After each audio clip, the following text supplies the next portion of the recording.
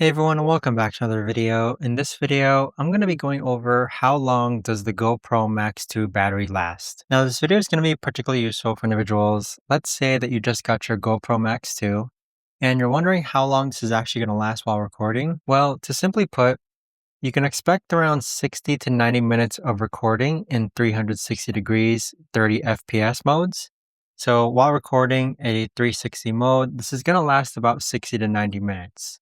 Now, if you're recording at 8K and 30 frames per second, I'd say this is lasting about an hour or so.